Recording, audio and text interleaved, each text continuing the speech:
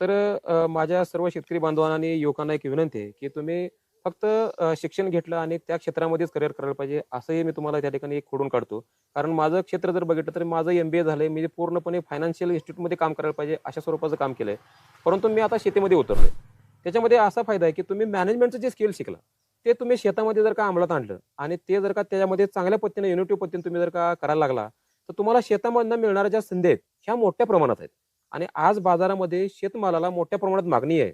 त्याच्यामध्ये जर का चांगला उत्कृष्ट दर्जेदार माल जर का बाजारामध्ये आला, तर त्यासाठी ग्राहक सुद्धा घ्यायला तयार आहेत. अगदी बरोबर. परंतु काय होतंय, की आपण काय करतो, की शासनाची कुठली योजना आहे का? मला कुठलं अनुदान मिळेल का? मला कशामध्ये तुम्हाला ह्या ठिकाणी आर्थिक सहकार्य मिळेल का? एवढ्याच फक्त तुकड्या भूमीकडे बघतो आणि आपण मग त्या नजरेने बघायला चालू होतो. हं, हं. तर मी युवकांना आणि शेतकऱ्यांना एक सांगू इच्छितो, की त्या नजरेनं पण बघा, हं, हं. परंतु काही अंशी बघा. परंतु तुम्हाला जर का तुमचं स्वायत्त टिकवून ठेवायचे असेल, तुम्हाला चांगलं स्वावलंबी बनायचं असेल, चांगलं आर्थिक स्थैर्य आणायचं असेल, तुम्ही तुमच्या शेतामध्ये एक शेतीला व्यावसायिक रूप द्या.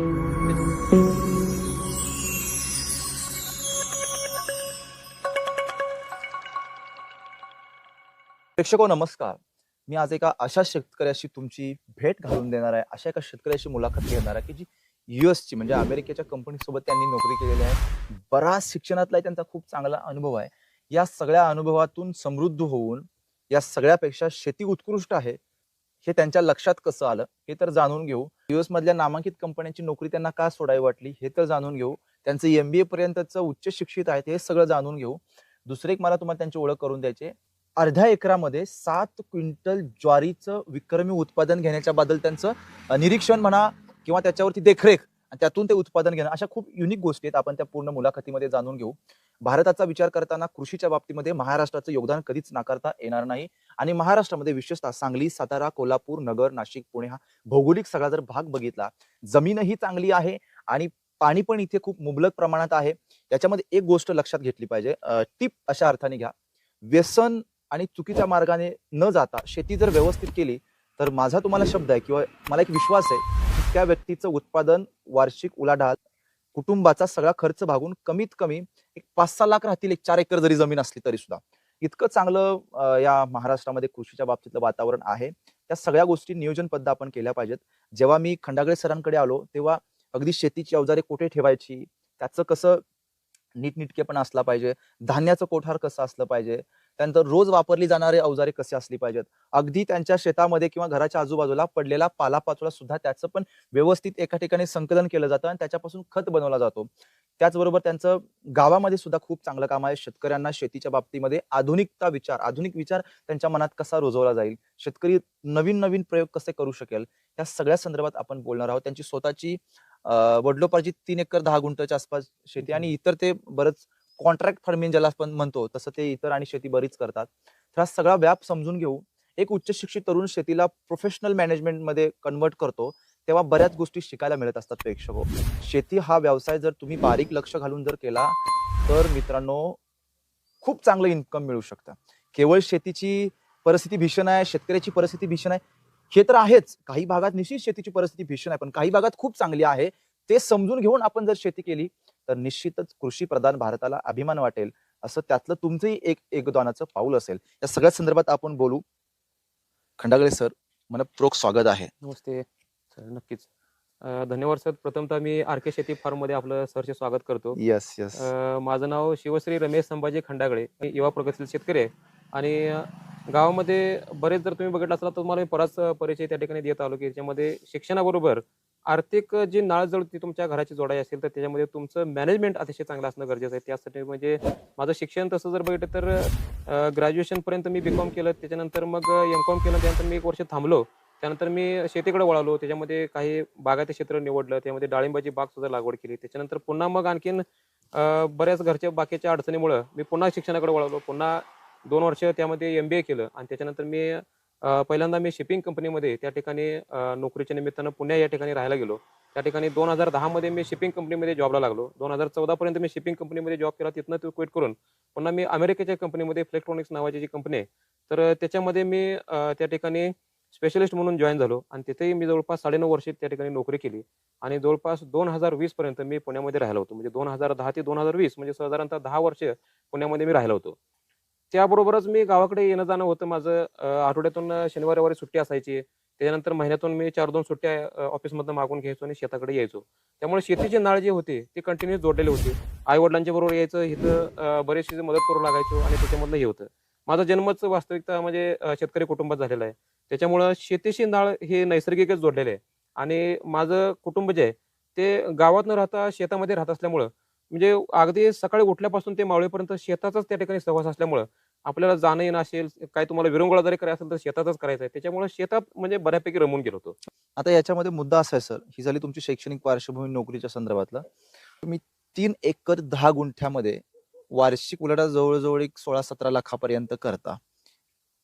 म्हणजे लोकांना 100 एकर असून तर तेवढं उलाढाल करता येत नाही. ही वस्तुस्थिती बरं का सर. अगदी बरोबर. आणि 3 एकर 10 गुंठ्यामध्ये तुम्ही वार्षिक उलाढाल साधारण 17-18 लाख करता. आणि शेती हा फक्त म्हणजे काय शेतीतनं येणारं उत्पादन आहे, तर जोडधंदे असतात. तुम्ही अगदी मगाशी मला उदाहरण सांगितलं की नारळ मी 22,000 रुपयाचा विकला. अगदी, अगदी. शेळीची पिल्लं ही साधारण 20-22,000 ची विकली. हे छोट्या-छोट्या इन्कम मधून शेतकऱ्याचं आर्थिक उभारी येत असते. अगदी. तर ते जरा मॅनेजमेंट सांगा आणि इतर शेतकऱ्यांनाही फायदा कसा होईल विचारा. निश्चितपणानं. तर माझ्या सर्व शेतकरी बांधवांना आणि युवकांना एक विनंती आहे, की तुम्ही फक्त शिक्षण घेतलं आणि त्या क्षेत्रामध्येच करिअर करायला पाहिजे, असंही मी तुम्हाला त्या ठिकाणी एक खोडून काढतो. कारण माझं क्षेत्र जर बघितलं तर माझं MBA झालंय. मी पूर्णपणे फायनान्शियल इन्स्टिट्यूटमध्ये काम करायला पाहिजे, अशा स्वरूपाचं काम केलंय. परंतु मी आता शेतीमध्ये उतरलोय. त्याच्यामध्ये असा फायदा आहे, की तुम्ही मॅनेजमेंटचं जे स्किल शिकला, ते तुम्ही शेतामध्ये जर का अंमलात आणलं आणि ते जर का त्याच्यामध्ये चांगल्या पद्धतीने युनिटिव्ह पद्धतीने तुम्ही जर का करायला लागला, तर तुम्हाला शेतामधनं मिळणाऱ्या ज्या संधी आहेत, ह्या मोठ्या प्रमाणात आहेत. आणि आज बाजारामध्ये शेतमालाला मोठ्या प्रमाणात मागणी आहे. त्याच्यामध्ये जर का चांगला उत्कृष्ट दर्जेदार माल जर का बाजारामध्ये आला, तर त्यासाठी ग्राहक सुद्धा घ्यायला तयार आहेत. अगदी बरोबर. परंतु काय होतंय, की आपण काय करतो, की शासनाची कुठली योजना आहे का? मला कुठलं अनुदान मिळेल का? मला कशामध्ये तुम्हाला ह्या ठिकाणी आर्थिक सहकार्य मिळेल का? एवढ्याच फक्त तुकड्या भूमीकडे बघतो आणि आपण मग त्या नजरेने बघायला चालू होतो. हं, हं. तर मी युवकांना आणि शेतकऱ्यांना एक सांगू इच्छितो, की त्या नजरेनं पण बघा, हं, हं. परंतु काही अंशी बघा. परंतु तुम्हाला जर का तुमचं स्वायत्त टिकवून ठेवायचे असेल, तुम्हाला चांगलं स्वावलंबी बनायचं असेल, चांगलं आर्थिक स्थैर्य आणायचं असेल, तुम्ही तुमच्या शेतामध्ये एक शेतीला व्यावसायिक रूप द्या. त्याच्यामध्ये शेती ही व्यावसायिक दृष्टिकोनातून करायला चालू करा. मग तुम्हाला त्यामधनं चांगला रेव्हेन्यू जनरेट होणार आहे. कारण बऱ्याच वेळा असं होतं, की आपण शेती फक्त वडिलार्जित आपल्याला आलेले आहे म्हणून आपण करायला लागलोय, असं करण्यात काही अर्थ नाही. कारण तुम्हाला वडिलार्जित तर निश्चितपणाने आलेले आहे. परंतु तुम्ही तुमच्या माध्यमातून त्याला डेव्हलप करण्यासाठी तुम्ही काय कष्ट घेतले? तुम्हाला वडिलांनी किंवा आजोबांनी तुमच्या कोट्यवधी रुपयाची संपत्ती तुमच्या हस्ते बहाल केलेली आहे. आणि ती संपत्ती जर का आपण चांगल्या पद्धतीने जर का त्या ठिकाणी मॅनेजमेंट न करता जर चुकीच्या पद्धतीने करायला लागलो, तर आपल्याला त्यामधनं रेव्हेन्यू चांगला जनरेट होत नाही. मग आपल्याला आता निसर्गाशी सामना करायचा आहे. म्हणजे शेती तर तुमच्याकडे आहे, परंतु निसर्ग तुमच्या हातात नाही. नाही, अगदी बरोबर आहे. पण त्यामध्ये तुम्ही तुमचं मॅनेजमेंट जर बदललं हां, हां. आणि त्याच्यामध्ये जर का तुमचा असणारा जो काय म्हणजे त्यामधनं काम करण्याचा जो अजेंडा बदलला आणि कुठल्या हंगामामध्ये कुठलं पीक चांगलं आहे, आपल्या हंगामामध्ये आपलं हवामान, इथलं पाणी, नैसर्गिक त्या ठिकाणी असणारी गुणवत्ता, या सगळ्या गोष्टी शोधाशोध घेऊन जर का तुम्ही त्या ठिकाणी काम करायला लागला, तर त्याची बाजारपेठ वेगळी आहे. आज आपल्या इथं पिकलेले ज्वारीचं जे काय दाणे आहेत किंवा त्याच्यामधून तयार होणारा जो काही घटक आहे, त्याचा जो गोडवा आहे किंवा त्याचा जो स्वाद आहे, तो बाहेरच्या म्हणजे तालुक्यात जाऊन तुम्हाला तो बघायला मिळणार नाही. प्रत्येक ज्वारी माती वेगळी आहे ना. प्रत्येक माती वेगळी आहे. इथं आपल्या भागामध्ये असणारी चुनखड आणि इथं असणारी जी कर्ली माती, याच्यामध्ये तयार होणारा जो काही म्हणजे ज्वारी आहे. धान्य आहे, हं. त्याची चव एक वेगळी आहे. बरोबर. आणि त्याच्यामधनं तुम्हाला त्याचा गोडवा किंवा त्याचा स्वाद हा वेगळाच आहे. तर हे प्रत्येकाला मग ह्याचं आपण निश मार्केट ओळखलं पाहिजे, की ह्याच्यामध्ये आपल्याला बाबा आपल्याकडे हे कच्चा माल तयार आहे, तर आपल्याकडे ह्याच्यामध्ये काय करता येईल. मग आपण काय केलं पाहिजे, शेतामध्ये करत असताना आपल्याकडं ह्या सगळ्या गोष्टीचा विचार केला पाहिजे. आपल्याकडे जसं आपण शेअर मार्केटमध्ये पोर्टफोलिओ तयार करतो, तशा पद्धतीनं आपल्या शेतामध्ये पोर्टफोलिओ तयार असला पाहिजे. त्याच्यामध्ये तुमच्याकडे भाजीपाला असला पाहिजे, फळपीक असलं पाहिजे, तुमच्यासाठी लागणारं जे दररोजचं जे काही कडधान्य किंवा भाजीपाल्यासाठी लागणारे जे काही घटक आहेत ते तुमच्याकडे असलं पाहिजेत. त्याच्यानंतर तुमच्याकडं गाई, म्हशी, त्यानंतर शेळी पालन, कोंबडी पालन, ह्या सगळ्या गोष्टी असल्या पाहिजेत. म्हणजे ह्या काय आहेत, की तुमच्या नगदी गोष्टी आहेत. म्हणजे तुम्हाला शेतामध्ये काम करत असताना एक आर्थिक गरज भागवण्यासाठी, तुमच्या दररोजच्या गरजा भागवण्यासाठी हे तुम्हाला एक स्थैर्य देणाऱ्या गोष्टी आहेत. त्याच्याबरोबर तुमच्याकडं एकच पारंपरिक पीक फक्त न घेता वर्षानुवर्ष त्याच्यामध्ये पीक फेरत आले पाहिजे. पीक फेरपालट जर का तुम्ही केली, तर तुमच्या शेतीचा जो कस आहे तो टिकून राहणार आहे. त्याच्यानंतर तुमच्या जमिनीमधनं जे काही मित्रकिडे असतील किंवा शत्रुकिडे असतील, त्याचा आपल्याला शेतीमध्ये काम करत असताना त्रास नाही होणार. कारण काय होतं, की तुम्ही एकच पीक वारंवार घेतलं, तर त्या एखाद्या पिकामध्ये असणारे कीड ते जमिनीमध्ये लपून किंवा त्याची जी पुढची अवस्था किंवा ती सायकल आहे ती वाढवण्याचं काम करत असते. आणि त्याच्यामधनं एक रेजिस्टंट तयार होतो आणि त्या भागामध्ये तुम्ही कुठलंही पीक जर का त्यामध्ये घेतलं, तर पुन्हा त्या किडीचा नाही याचा आपल्याला त्रास होतो आणि त्याच्यामुळे मग आपला उत्पादन खर्च वाढतो. हं, त्याच्यासाठी आपण काय करायचं, की पीक रोटेट करायचं आहे. रोटेशनल पीक म्हणजे तुमच्याकडे साधारणतः 3 वर्षाचं एक शेड्यूल तयार असलं पाहिजे. माझं या वर्षामध्ये 2025 मध्ये माझं हे पीक आहे, तर 2027 मध्ये माझं कुठलं ह्या पीक म्हणजे त्या प्लॉटमध्ये पीक असलं पाहिजे. बरोबर. हे आपलं एक आपण नियोजन असलं पाहिजे. त्याच्यानंतर वर्षानुवर्षे एकच पीक पद्धतीने घेतात, त्याच्यामध्ये बदल केल्यानंतर त्याचं मार्केटिंग सुद्धा आपल्याला महत्वाचं आहे. कारण आपण जे पीक घ्यायला त्या बाजारामध्ये जर का त्याला किंमत नसेल तर त्याला करण्यात काय अर्थ नाही. त्याच्यामुळे आपल्या भागामध्ये मी पिकवतोय म्हणून तुम्ही घ्या, हे चुकीचं आहे. त्याच्यामध्ये काय केलं पाहिजे, की आता बघा मध्यंतरी उद्धव ठाकरे जेव्हा मुख्यमंत्री होते त्यांनी त्यावेळेस एक शासनाच्या माध्यमातून कृषी विभागाला एक सूचना केली होती, की त्याच्या माध्यमातून तुम्ही पिकवा लागला म्हणून आम्ही घेणार नाही. तर ग्राहकांच्या काय अपेक्षा आहेत तुम्ही ओळखून घ्या. मग त्याच्यामध्ये त्याने एक नवीन संकल्पना आणली, की त्याच्यामध्ये शेतकरी ते ग्राहक हे एक असं डायरेक्ट विक्री करण्यासाठी केंद्र वगैरे उभा केली. त्याच्यानंतर त्यांना ते छत्र्या वगैरे सुद्धा त्यांच्या माध्यमातून वाटप केलं शासनाच्या. आणि त्याच्यामध्ये लिहिलं, की एक संदेश दिला, विकेल ते पिकल. म्हणजे बाजारात जे विकायला लागलंय ते पिकवा. म्हणजे तुम्हाला ग्राहक त्या पद्धतीने मिळतील.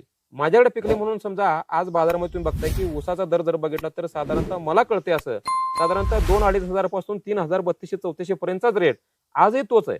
म्हणजे माझं आज जवळपास वय 42 वर्ष सुरू झालं, पण तरी सुद्धा ह्या भावामध्ये कुठलाही बदल तुम्हाला बघायला मिळत नाही. म्हणजे आपला उत्पादन खर्च जर बघितला, आज जे 700-800 रुपयाला मिळणारं डीएपी पोत आज 1,700 रुपयाला मिळते. म्हणजे त्याच्यामध्ये जवळपास डबलीपेक्षा जास्त तुमचा खर्च वाढलेला आहे. परंतु तुमचा जो टनेजचा जो ऊसाचा उतारा येणार आहे त्याच्यामध्ये काही फार बदल झालेला नाही. आणि दुसरी गोष्ट आहे, की त्याच्यामध्ये वारंवार जे आपण पीक पद्धती एकच राहिल्यामुळं वर्षभर आपल्या 12 महिने त्याच्यामध्ये पीक राहिल्यामुळं आपल्याकडे जो काय तो ऊस निघणार आहे त्याचं उत्पादनही कमी कमी होत चाललंय. त्याच्यामुळे जमिनीचा कस कमी होत चाललाय. त्याच्यामध्ये नापीक होते ना. पाण्याचा निचरा होत नाहीये. त्याच्यामुळं हा आपल्या मातीचा कस कमी होत गेल्यामुळं पुढच्या भविष्यातील आपल्या पिढीसाठी जमीन शिल्लक राहणार नाही. आणि एकदा जर का तुमची नापीक जमीन झाली तर पुढच्या पिढीसाठी शिल्लकच राहणार नाही. त्याला दुसरं काय करण्याशिवाय पर्याय राहणार नाही. त्याच्यामुळे पुढच्या काळामध्ये आपल्याला जर का हे करता येईल तर त्या अडचणी व्हायला नाही पाहिजेत. त्या दृष्टिकोनातून आपण काम करत राहिलो आणि त्याच्यावरती विविध आपण प्रयोग केलं. मग त्याच्यामध्ये तृणधान्याचे प्रयोग असतील, त्याच्यानंतर कडधान्याचे प्रयोग असतील, त्याच्यानंतर फळ पिकाचे असतील. अर्थात तुम्ही ही सगळी खूप चांगली माहिती सांगितली सर. पण माझा दुसरा एक मुद्दा आहे, छोटं छोटं इन्कम असतं तुमच्याकडे. मधमाशांचं पेटे आहेत, तुमच्याकडे 5-6 नारळाची झाडं आहेत, 5-6 शेळ्या आहेत, तुम्ही आता राजगिरीचे लाडू करता, ज्वारीपासून बिस्किट बनवता. हे छोटे छोटे व्यवसाय आहेत, अगदी. हे खूप महत्वाचे असतात. हे जरा पटवून सांगा पारंपरिक पिकं घेणाऱ्या शेतकऱ्यांना, थोडक्यात पण महत्वपूर्ण. अगदी अगदी. आता बघा, की पारंपरिक शेती आहे म्हणून आपण त्याला नाव ठेवण्यात काय अर्थ नाही. म्हणजे पारंपरिक शेतीला जर का तुम्ही आधुनिकतेचा टच दिला तर त्याला अतिशय चांगल्या पद्धतीने मार्केट मिळते, माझा अनुभव आहे. बरोबर. कारण आज बघतोय की बाजारामध्ये जर का तुमच्याकडे सेंद्रिय पद्धतीने चांगल्या पद्धतीने पिकवलेल्या मालाला आज मला ज्वारीला 50 रुपये भाव मिळतोय आणि बाकीच्या शेतकऱ्यांना त्याच्यावेळेला तेवढा भाव मिळत नाही. आणि मग त्यांचे धावाधाव असते, मला मार्केटमध्ये भाव पडला, शासन मग ह्यामध्ये अनुदान देणार, ह्याच्यामध्ये शासन ह्याच्यावरती हमी भाव देत नाही. आपण ते हमी भाव वगैरे इकडे जाण्याच्या ह्याच्यामध्ये फंद्यातच पडायचं नाही. बर. माझं स्पष्ट असं म्हणणं आहे की तुम्हाला जेवढं जमतंय तेवढंच पिकवा. तुम्हाला जेवढं कुटुंबाला लावून तुमचं जे काय उदरनिर्वाह करण्यासाठी जेवढं राहतंय त्याच्याबरोबर तुम्हाला जे काय अतिरिक्त राहणारच आहे त्याच्यावरती प्रोसेस करू शकतो अशा वस्तू तुम्ही बनवा. मग थोडे बनवा. जर का तुमच्याकडे 20 एकरचा प्लॉट आहे तर तुम्ही 5-5 एकरचे त्या ठिकाणी क्लस्टर बनवा. तुम्ही एकच पीक सगळ्या ह्याच्यामध्ये 20 एकर मध्ये घेण्यापेक्षा तुम्ही 5-5 एकरचे जर क्लस्टर बनवले आणि त्याचा जर का ग्राहक वेगवेगळा तयार केला तर मग त्याच्यामध्ये तुम्हाला चांगल्या पद्धतीने नियोजन करता येते. मग त्याच्यामध्ये आता मी काय केलेलं आहे की माझ्याकडे अर्धा एकरचा भाजीपाला असतो. आता 3 एकरामध्ये जर का तुम्ही विचार केला, माझ्याकडे मक्याचं पीक 1 एकरचं असतं. त्यानंतर खरीप हंगामामध्ये माझ्याकडे नाचणी असते, राजगिरा असतो, वरई असतं, कोडो असतो. त्याच्यानंतर जर का रब्बी हंगामामध्ये विचार केला, गहू असतं, हरभरा असतो, मका असतो. त्यानंतर तुम्हाला ज्वारी असते. मग ह्याच्यामध्ये काय होतं की दोन्ही हंगामामधले हे 4-4 महिन्याचे हंगाम आहेत. म्हणजे साधारणतः 120 दिवसाचा हा कालावधी असतो. तर 120 दिवसात जर का तुम्ही सायकल तयार केलं आणि साधारणतः मार्च एप्रिल नंतर आपण जर का त्या पिकाचे निघाल्यानंतर त्याचं सगळं पाचट वगैरे सगळं ते शेतामध्ये गाडून घेऊन आपण जर का त्याची मशागत करून ठेवली तर शेताला 3 ते 4 महिने आपल्याला रेस्ट देता येते. त्याच्यामुळे काय होते की जमीन सोलराईज होते आणि जमीन सोलराईज झाले की त्याच्यामध्ये आपल्याला जमीन पुन्हा ताकदवान तयार करता येते. त्याच्यामुळे काय होतं की पुढचं पीक तुम्हाला आणखीन जोमान येतं. मग आपण जर का समजा ऊसच लावला किंवा एखादंच पीक जर का घेतलं तर बहुवार्षिक पीक घेतलं तर आपल्याला त्यामध्ये काय होणार, तुमची जमीन त्या ठिकाणी नापीक एक सारखं पीक झाल्यामुळे. तर त्याच्यामधनं ते झालं. आणि जे तुम्हाला वेगवेगळं माध्यम तयार झाले याच्यामध्ये ज्वारी आली, माझ्याकडे गहू आला, हरभरा आला, नाचणी आली, राजगिरा आला. म्हणजे माझ्याकडे मोठ्या प्रमाणामध्ये पोर्टफोलिओ तयार झाला. माझ्याकडे एकच संख्या राहिली नाही. म्हणजे माझ्याकडे फक्त ज्वारी तर राहिली नाही, माझ्याकडे फक्त गहूच राहिलं नाही. त्याच्यामुळे काय केलं की माझ्या कुटुंबासाठी लागणारं धान्य मला स्वतःला मिळालं. त्यामुळे हे धान्य मला विकत आणायची गरज नाही. त्याच्याबरोबर जो भाजीपाला आहे, तुम्ही कमीत कमी प्रत्येक शेतकऱ्याने एक गुंठा तरी कमीत कमी एक स्वतःचा भाजीपाला असला पाहिजे. त्याच्यामुळे तुमचे जे लागणारे घरी लागणाऱ्या ज्या भाज्या आहेत ते सेंद्रिय पद्धतीने घरच्या घरी जर बनवून, आता काय होते बघा, आपण शेतकरी म्हणतो आणि पिशवी घेऊन बाजारात जातो. मग तुम्ही जर म्हणता आपण शेतकरी कसं म्हणणार याला, मग ही गोष्ट थोडं बाजारात जाऊ दे, आपण भाजीपाल्यासाठी नाही पाहिजे.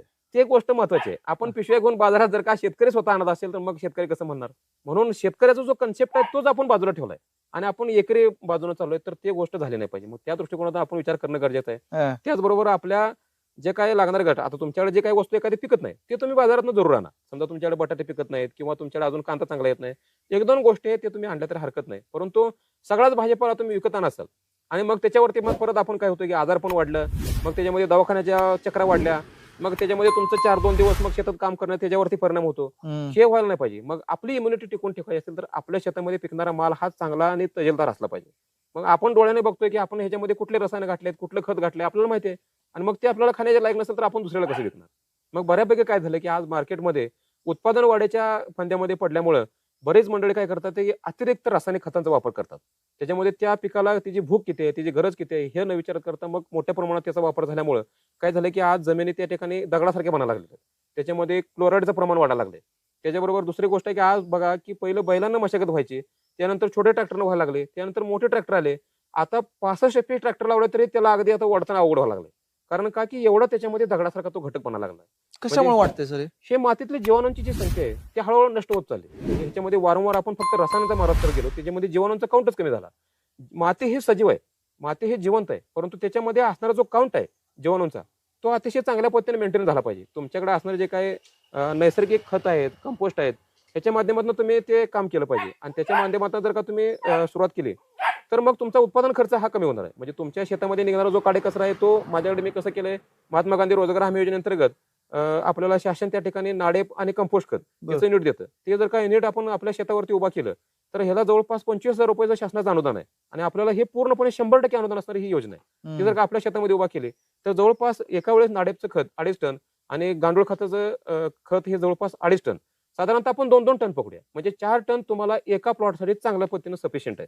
तेवढं जर का तुम्ही त्या ठिकाणी घातलं तर निश्चितपणे तुम्हाला बाहेरचं कुठलं रसायन आणून घालायची गरज नाही. जर का तुम्ही हे सायकल रिपीट करत गेला आणि पीक फेरपालट गेला तर त्या पिकाचे निघणारे अवशेष आहेत ते पुन्हा काढून घ्यायचे. त्याच्यानंतर उन्हाळ्याच्या दिवसामध्ये खोलगट नांगरट करून त्यामध्ये तुम्ही जर का उन्हाळ्याच्या दिवसामध्ये आपण काय करायचं की मशागती सगळी कामं आहेत की सगळे सकाळी 6 ते 11 या वेळेमध्ये करून घ्यायची. त्याचं कारण असं की सकाळच्या वेळेमध्ये जवळपास 6 ते 11 या वेळेमध्ये पक्षी त्यांच्या अन्नशोधामध्ये बाहेर पडले असतात. त्याच्यामुळे शेतातनं जे काय तुमच्या पिकामध्ये जे तयार झालेली कीड आहे ती पुन्हा काय करणार आहे, तुमचं पीक निघून गेल्यानंतर मातीमध्ये स्वतःला गाडून घेणार आहे आणि पुढचं सायकल वाढवण्यासाठी पुन्हा ती तयारी करणार आहे. त्याच्यामुळे आपण काय करायचं, जेव्हा मशागत करतो तेव्हा तुम्ही सकाळी 6 ते 11 या वेळेस जर का मशागत केली तर सकाळी 6 ते 11च्या वेळेमध्ये जे पक्षी बाहेर जाणार आहेत ते तुमच्या शेतामध्ये येतील आणि जे कोशावस्थेत गेलेले जे कीड स्वतः विचून खातील. त्याच्यामुळे तुमचं जे पुढचं जे ह्याच्यावरचा म्हणजे औषधाचा किंवा कीड नियंत्रण करण्याचा जो खर्च आहे त्याच्यामध्ये बराच खर्च तुमचा तिथं कमी होतो. जवळपास 25 ते 30% खर्च हा तुमचा प्राथमिक अवस्थेतच कव्हर होतो.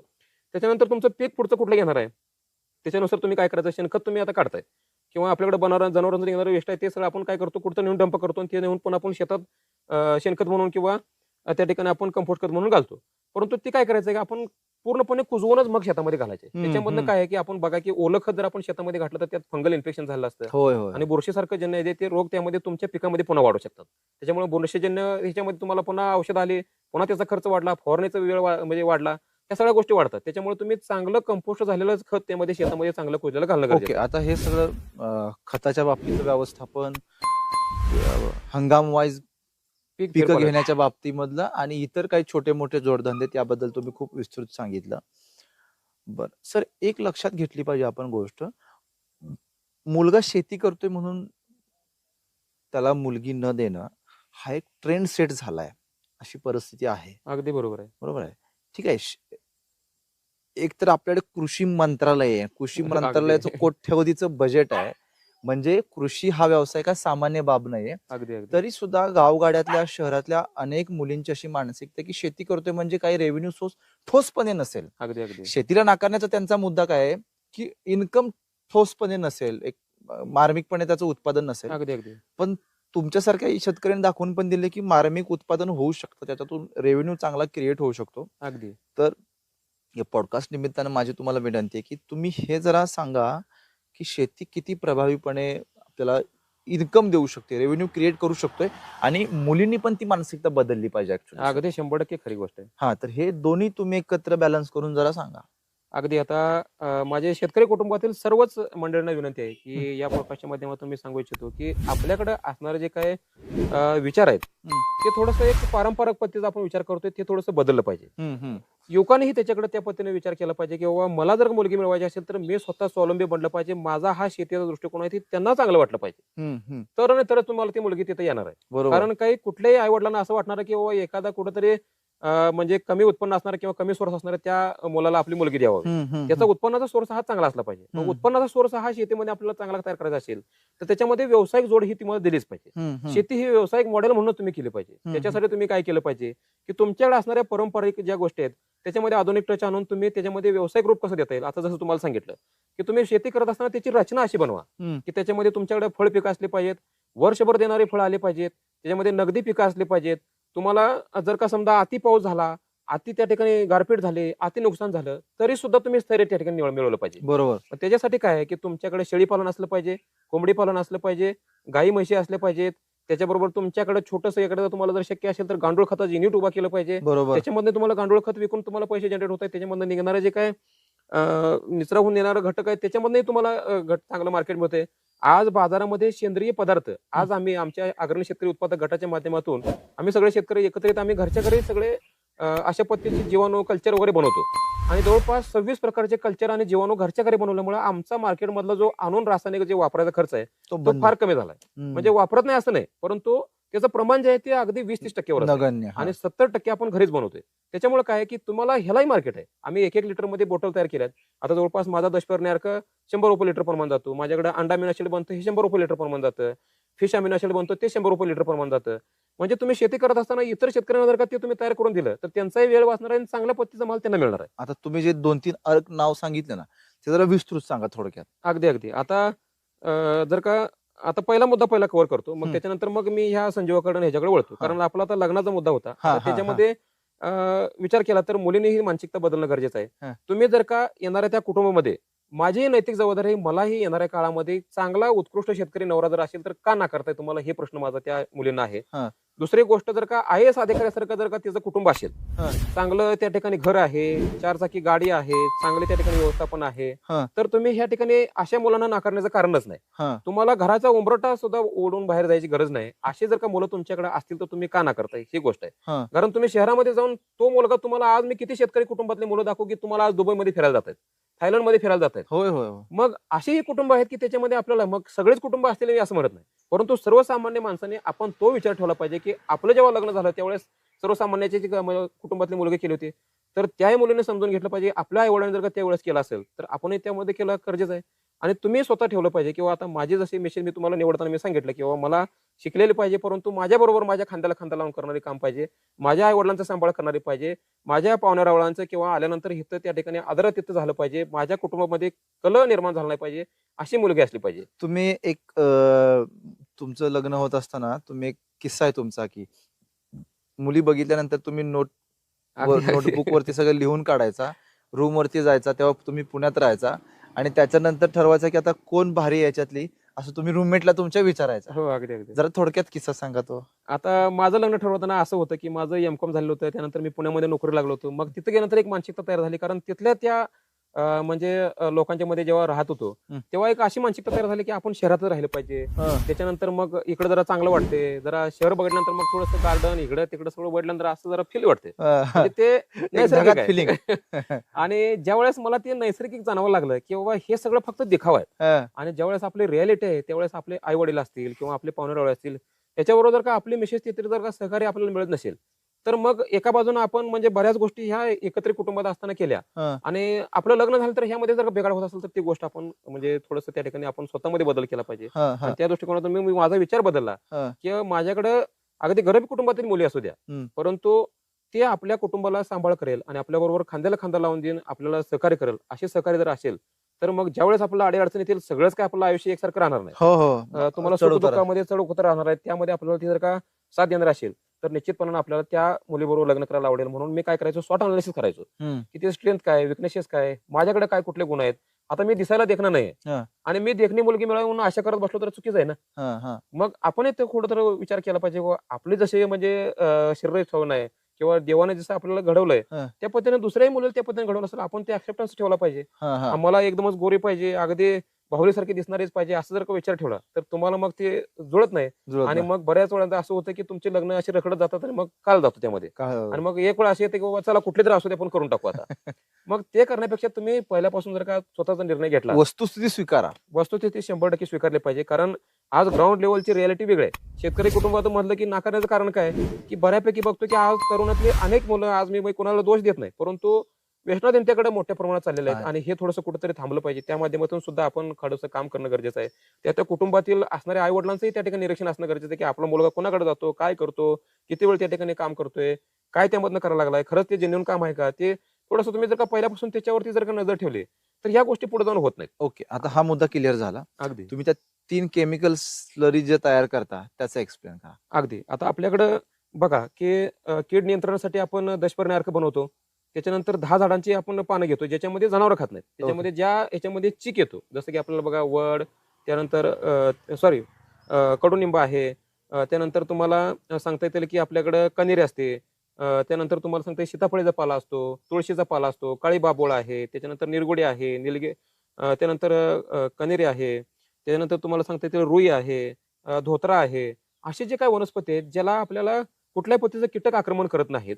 आणि दुसरी गोष्ट म्हणजे नैसर्गिकरित्या आपल्याला ते मोफत निसर्गामध्ये उपलब्ध आहेत. पळस असेल, असे जे काही वनस्पती आहेत, ज्या आपल्याला निसर्गात आपल्याला गुळवेल जसं का घटक म्हणजे त्याच्यातनं प्रत्येकाची एक वेगळी म्हणजे घटकाची एक त्यातनं सांगता येईल ते की एकत्रित करता तुम्ही. हां, सगळे घटक आपण 10 घटक एकत्रित करतो. त्याच्याबरोबर आपण काय करतो, की हे घटक आपल्याला किडीचं नियंत्रण मिळवण्यासाठी उपयोग करतात. हं. त्याच्यामध्ये काय करतो 170 लिटर आपण द्रावण त्या ठिकाणी पाण्याचं घेतो. हं. त्यानंतर आपण काय करतो, की हे सगळे घटक 2-2 किलोच्या प्रमाणात घेतो. फक्त कडुनिंबाचा पाला आपण 5 किलो घेतो. हं. आणि त्याच्यामध्ये देशी गाईचं गोमूत्र एक साधारणतः 20 लिटर, हं. देशी गाईचं 10 ते 20 किलो शेण. हं. त्याच्यानंतर आपल्याला एका वड किंवा पिंपळ असणारे जे बांधावर जे आपण म्हणतो, जिथं जीवाणूंचं काउंट चांगलं आहे, हं. अशा ठिकाणची 1 किलोभर माती. हं. त्याच्यानंतर आपल्याकडे असणारं जे काय हळद असते, म्हणजे हं. नैसर्गिक पित्ताने पिकवलेली. हं. त्याच्यात एक 200 ग्राम हळद. हं. त्याच्यानंतर आपल्याकडे जे अद्रक येतं, हं. एक 200 ग्राम अद्रक. हं. त्याच्यानंतर आपल्याकडे हिरवी मिरची येते. हं. हिरवी मिरची साधारणतः अगदी मोडले तरी डोळ्यातनं पाणी आलं पाहिजे अशी कडक मिरची साधारणतः 1 किलो. हं. त्याच्यानंतर एकदम कडक मध्ये तंबाखू 1 किलो. हं. त्याच्यानंतर भीमसेनी कापूर एक साधारणतः 20 ते 40 ग्राम. हं. आणि साधारणतः हिंग एक 20 ग्राम. हं. एवढ्या प्रमाणात हे सगळं कंटेंट एकत्रित करायचं आणि ते साधारणतः 30 दिवस त्या बॅरलमध्ये 200 लिटरच्या भिजत ठेवायचं. हं. सकाळ संध्याकाळ असं घड्याळाच्या उलट्या दिशेने ढवळून घ्यायचं आणि त्याच्यामध्ये ते द्रावण 30 दिवसानंतर आपल्याला वापरासाठी तयार होणार आहे. आता ह्याचा वापर कशासाठी करायचा, तर आपल्याकडे जवळपास असणाऱ्या शेतामधले 250 प्रकारचे जे पिकं आहेत, हं. त्या पिकावरती आपल्याला किडीचं नियंत्रण मिळवण्यासाठी, अळीचं नियंत्रण मिळवण्यासाठी हे आपल्याला उपयोग येणार आहे. त्याच्यामध्ये तुम्ही आलटून पालटून 15 दिवसातून 20 दिवसातून एकदा जर का हात त्या ठिकाणी फवारणी घेतली, हं. तर तुमचा हा शेतातील होणारा जो काय रोग किडे नियंत्रणाचा खर्च आहे तो बऱ्याच अंशी कमी होतो. आणि तुम्ही एकदा बॅरल तयार केला की एका बॅरल पासून जवळपास 20,000 रुपयाचा कीटकनाशकाचा खर्च तुमचा शेतातल्या शेतात तयार होतो. आता हे एक मुद्दा झाला. अगदी बरोबर. एक स्लरी झाली. आता दुसरं. आता त्याच्यामध्ये आता हे झालं कीटकांच्यासाठी. बरोबर. त्याच्यामध्ये तुमचं म्हणजे पीक वाढायला पाहिजे, बरोबर. पिकाची काळोखी टिकून राहायला पाहिजे. आता फक्त आपण रसायन वापरूनच करू शकतो असं नाही. हं. आपल्याकडे असणारी साधन सामुग्री कोणती, तर आपल्या घरी आता समजा तुम्हाला मग सांगतो त्या पद्धतीनं अंडामिनाशीड. हं. हे माझ्या गुरुने गजानन अजितराव साहेब जे कृषी सहाय्यक आहेत माझ्या गावचे, हं. त्यांनी आम्हाला हे सगळं मार्गदर्शन केलं. त्याच्या माध्यमातून सगळ्या गोष्टी शिकलो. हं. आणि हे सगळं आज आमच्या प्रत्येक शेतकऱ्यांच्याकडे हे सगळं तयार होते. तर त्याच्यामध्ये काय आहे की पीक वाढीसाठी आपल्याला काय होतं की बऱ्यापैकी नत्राचा वापर होतो. नत्र म्हणजे युरिया. हं. आपण बऱ्यापैकी युरियाचा मोठ्या प्रमाणात वापर करतो. हं. युरियाला सबस्टिट्यूट काय आणि नैसर्गिक पद्धतीने काय, तर हं. त्याच्यामध्ये अंडामिन असेल, फिश अमिन असेल, उंबर संजीवक हे घटक जर का आपण वापरायला चालू केले, तर आपला होणारा उत्पादन खर्च हा अतिशय कमी होतो किंवा अगदी 100-150 रुपयाच्या ह्याच्यामध्ये तुमचं एकराचं काउंट त्या ठिकाणी करता येतं. हं. आता ते कसं, आता बघा, आता ह्याच्यामध्ये आम्ही बार्टिंगची पण पद्धत वापरतो. समजा तुमच्याकडे तुम्ही शेतकरी आहे, मी शेतकरी आहे, माझ्याकडे देशी कोंबड्या आहेत, तुमच्याकडे देशी कोंबड्या नाहीत. मी तुम्हाला अंडे देईल, समजा तुमच्याकडे लिंबूची झाड आहेत, तुमच्याकडे लिंबू मी आणेल. आणि मग हे बार्टिंग पद्धत करून काय झालं की ह्याच्यामध्ये खर्च कुठला झाला का, काहीच नाही. आणि आपल्याला एकमेकांना सहकार्य, अगदी एकमेकांची नाती टिकून राहिली. 100%. आणि हा. मग समजा तुमच्याकडे 60-70 लिंबू मी आणले आणि त्याचा जर रस काढला, त्यामधले बिया आणि चोथा बाजूला करून घेतला आणि साधारणतः 1 लिटर होईल एवढा रस त्या ठिकाणी पिळून घ्यायचा. त्यानंतर देशी कोंबड्याचे साधारणतः एक 10 अंडे घ्यायचे हं. आणि चांगल्या पद्धतीने घ्यायची, फ्रेश अंडे घ्यायची. हं. साधारणतः एक आठवड्याभराचे असतील त्या पद्धतीची अंडी घ्यायची. हं. आणि एक 2 लिटरची आपल्याकडे चॉकलेटची वगैरे भरणी जी आहे ती पॅक बनते, ज्याच्यामध्ये गॅस बाहेर जाणार नाही अशी भरणी घ्यायची. त्या भरणीच्या तळामध्ये ही अंडी ठेवून घ्यायची न फोडता. हं. त्यानंतर जो आपण लिंबाचा रस काढलाय तो लिंबाचा रस त्या ह्याच्यावरती अंड्यावरती आपण ओतायचा. त्या पूर्ण अखंड अंड्यांवरती ओतायचं. बरं. त्याच्यानंतर ते अंडी बुडतील आणि त्याच्यावरती साधारणतः 1 ते 1.5 इंच त्याच्यावरती ते रस वरती येईल इतपत हे करायचं आणि ते बरणीचं पॅक करायचं, घट्ट पॅक लावून करून ठेवायचं. आणि ते बरणी जे आहे ते अंधाऱ्या खोलीमध्ये जिथं कुठल्याही प्रकारचं सूर्यकिरण किंवा कुठल्याही प्रकारे किरण येणार नाही अशा ठिकाणी ती झाकून ठेवायची. बर 16 दिवस त्याला अजिबात डिस्टर्बच करायचं नाही. बर 16व्या दिवशी ती खोलायचं. हं. खोलल्यानंतर तुम्हाला बघायला मिळेल की ते अंडे पूर्णपणे त्या ठिकाणी विघटन त्याचं होऊन, जैविक विघटन होऊन पूर्ण वरचा जो पांढरा टणक भाग असतो त्याचंही त्या ठिकाणी तुम्हाला द्रावण झालेलं बघायला मिळतं. आणि ते पुन्हा काय करायचं, काढायचं ढवळून घ्यायचं. हं. आणि पुन्हा काय करायचं, 16व्या दिवशी आपण सेंद्रिय गुळ जे मिळतो ते 300 ग्रॅम गुळ त्यामध्ये घालायचं. हम्म. आणि त्याच्यानंतर ते ढवळून घ्यायचं आणि साधारणतः पुन्हा ते भरणीत पॅक करायचं आणि पुन्हा सकाळ संध्याकाळ असं साधारणतः 1-4 दिवस ते ढवळून घ्यायचं द्रावण. साधारणतः 21व्या दिवशी तुमचं हे द्रावण तयार होते. हे तयार झालेलं द्रावण तुमच्या सर्व प्रकारच्या 250 पिकावरती आपल्याला ते एन्झाईम म्हणून वापरता येतं. त्याच्यामध्ये तुमच्या त्या झाडाच्या म्हणजे फळ पीक असेल, त्या ठिकाणी भाजीपाला असेल, तुमचं कुठल्या पद्धतीचं पीक असेल, कडधान्य असेल, धान्य असेल, त्या पिकावरती तुम्ही जर का फवारणी केली तर त्याच्यामध्ये त्या पिकाची जी काही नैसर्गिक ग्रोथ आहे त्याच्यामध्ये त्या पिकाची काळोखी वाढेल, पेशी विभाजन होईल, रोड झोन डेव्हलप होण्यासाठी त्याच्यामध्ये जे काही खोडामध्ये स्टोरेज आहे त्याचं गर्भधारणा चांगली होण्यासाठी मदत होईल. फळं जर असतील तर फळाची चकाकी वाढेल, फळाचा रंग बदलेल, फळाचा चव बदलेल. त्याच्यानंतर जर का तुमची पानं असतील तर पानं रुंद होतात, जाड होतात, त्याच्यामुळे रस शोषणाऱ्या किडींना वगैरे अटॅक करण्यासाठी त्या ठिकाणी ते अटकाव करतं. अगदी नैसर्गिक पद्धतीने. त्यानंतर दुसरं सांगता येतील की आपल्याकडे जे समुद्री मासे मिळतात साधारणतः एक 130 ते 150 रुपये 160 रुपयेपर्यंत किलो मासे मिळतात. आपल्याला ते मासे काय करायचं, बाजारामध्ये आणायचे. ते मासे साधारणतः 1 किलो मासे आणायचे आणि 1 किलो गुळ. काय करायचं, त्याचा शेपटीचा आणि तोंडाचा भाग फक्त कट करून घ्यायचा आणि आतला तो टाकाऊ भाग आहे तो काढून घ्यायचा. म्हणजे जसं खायला करतो तसं स्वच्छ करून घ्यायचे मासे. स्वच्छ करून घ्यायचे मासे आणि त्यातला जो बाकीचा घटक आहे तो अजिबात काढायचा नाही. फक्त त्यातला जे आतड्याचा वगैरे जो भाग आहे तो टाकाऊ भाग आहे तो काढून टाकायचा. फक्त मांस ठेवायचं. मांस आणि बाकीचा जो घटक आहे तो तसाच ठेवायचा. 1 किलो माशाचे तुकडे आणि 1 किलो सेंद्रिय गुळ या पद्धतीने काय करायचं, 2 किलोची भरणी आहे त्यामध्ये आपण लगदा बनवायचा आणि ते त्याच्यामध्ये अंधाऱ्या खोलीमध्ये पुन्हा पॅक करून ठेवायचं 30 दिवस. त्याच्यामध्ये काहीच करायचं नाही. आणि फक्त हाय असे मासे पॅक करून ठेवायचे. हा मासे आणि गुळ घालून हे लगदा करून तयार करून ठेवायचं. तर ते तयार करून ठेवलं की तुम्हाला 30 दिवस यामध्ये बघायचं पण नाही. हवा बंद ठेवायचं. हवा बंद अंधाऱ्या खोलीमध्ये ठेवायचं, त्याला डिस्टर्ब करायला जायचं नाही. हम्म. त्यानंतर 30व्या दिवशी खोलायचं आणि 30व्या दिवशी खोल्यानंतर पुन्हा ते त्याच्यामध्ये तुम्हाला मासे, ते अगदी माशाच्या अंगामध्ये असणारे काटे सगळं तुम्हाला द्रावण तयार झालेलं बघायला मिळतं. आणि ते पुन्हा आपण वस्त्रगाळ करून घ्यायचं आणि वस्त्रगाळ करून घेतलं की त्याच्यामध्ये आपल्याला ते पुन्हा जसं तुम्हाला सांगितलं की अंडा अमिनो ऍसिड जे आहे ते आपल्याला सर्वसाधारणपणे तयार झाल्यापासून 3 महिन्यापर्यंत आपण चांगल्या पद्धतीने वापरू शकतो. म्हणजे त्याची एक्सपायरी डेट 3 महिन्यापर्यंत चालते.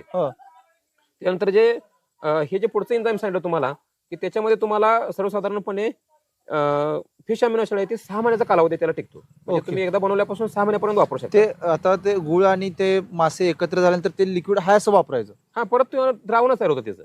मी डिरेक्टली यूज साठी डायरेक्टली यूज करतात. त्यामध्ये पाणी वगैरे घालायचं नाही. ओके. त्यामध्ये कुठल्याही आता मग सांगितलं त्यामध्ये अंडा अमिनो ऍसिड बनवतो त्यामध्ये पाणी घालायचं नाही आणि आता जे आपण हे करतो त्यामध्ये पाणी घालायचं नाही. फक्त पाणी ते ह्याच्यात घालायचं. आता जेव्हा द्रावण बनवताय तुम्ही त्यावेळेस समजा 200 लिटर बनवताय त्यावेळेस आपण साधारणतः अंडा अमिनो ऍसिड असेल तर एका म्हणजे लिटरसाठी साधारणतः 3 ते 5 मिलीपर्यंत घ्यायचं. आणि जर का तुम्ही माशापासून बनवलं असेल साधारणतः 2 ते 3 मिलीपर्यंत घ्यायचं. 1 लिटरसाठी हे द्रावण घ्यायचं. मग तुमचं जेवढं क्षेत्र असेल किंवा जेवढं लिटर तुम्हाला पाणी लागणार आहे फवारण्यासाठी तेवढ्याच प्रमाणात ते बनवायचं. मी काय म्हणतोय, एकराला फवारणी करायची हा. तर ते किती प्रमाणात पाणी असलं पाहिजे? आता साधारणतः तुम्हाला 160 लिटर ते 200 लिटर पाणी सर्वसाधारणपणे तुम्हाला एका एकरसाठी लागतं. बरोबर. आता त्याच्यामध्ये तुम्हाला जेवढं लागेल समजा मग 1 लिटर किंवा अर्धा लिटर तुम्हाला सफिशियंट आहे ते Okay. द्रावण. मग तेवढ्या प्रमाणातच तुम्ही बनवायचं आणि तुम्ही एकदा स्वतः जर का बनवायला सुरू केलं, आताच मला पुढच्या 2 महिने तुम्हाला लागणार आहे तर तुम्ही या महिन्यामध्ये तयार करायला ठेवा, पुढच्या महिन्यात तुम्हाला रेडी होईल. आणि कमी खर्चात आहे तुम्हाला घरच्या घरी आहे. आणि पिकाची नैसर्गिकपणा पण टिकून राहील. अगदी अगदी. येस, खूप चांगली माहिती आणि सांगितली. अजून एक त्यामध्ये सांगताय दुसरं एक संजीवक आणि फार मोलाचं आहे. आता हे जे तुम्हाला 2 संजीवक सांगितली ते फक्त फ्लॉवरिंगच्या अवस्थेमध्ये पिकाला मारायचे नाही. त्याच्यामध्ये फुलगळ होऊ शकते कारण अमोनियाचं फॉर्म्युलेशन यामध्ये तयार होतं. ओके. इतर वेळेस तुम्ही निश्चितपणे मारू शकता. आता आपल्याकडे अजून एक घटक असतो शेतामध्ये, त्याच्यामध्ये तुम्हाला उंबर असतात. आता शेतामध्ये जे तुमच्या उंबराचे झाड असतात तुमच्या अगदी शेताच्या बांधावरती सगळीकडे असतात विहिरीकडे ते, हो. तर ते पिकलेले जे उंबर आहेत ते साधारणतः 1 किलो उंबर आणायची आणि 1 किलो उंबर आणि काय करायची ती खोलून घ्यायची. त्याच्यामध्ये थोडंसं असं कणिक मिळतो तसं थोडंसं लगदा तयार करून घ्यायचा. त्याच्यामधलं जे एक असं केसरासारखा भाग असतो तो बाजूला काढून घ्यायचा आणि चांगला लगदा असं कणिक मिळतो तसं तयार करून घ्यायचा आणि त्याच्यामध्ये आपण 1 किलो सेंद्रिय गुळ घालायचा आणि त्याचं कणिक मिळतो तसं लगदा तयार करून तेही 30 दिवस भिजत ठेवायचं. आणि त्याच्यानंतर ते जे द्रावण 30 दिवसानंतर तयार होईल ते आपण 250 पिकावरती कुठल्याही अवस्थेमध्ये मारू शकता तुम्ही. आणि साधारणतः त्याचंही 2 ते 3 मिली किंवा 5 मिलीपर्यंत तुम्ही घेऊ शकता.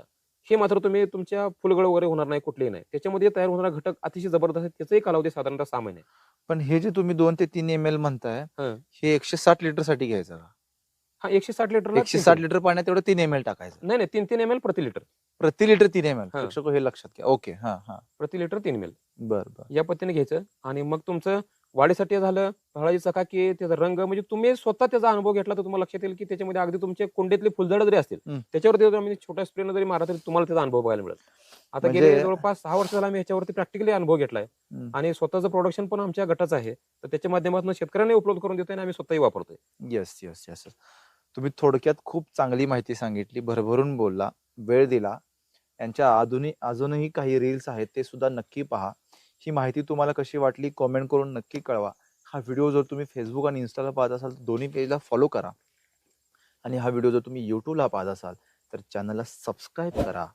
तुर्तास मनःपूर्वक धन्यवाद. तुमचे धन्यवाद. विशेष आभार. तुम्हाला धन्यवाद.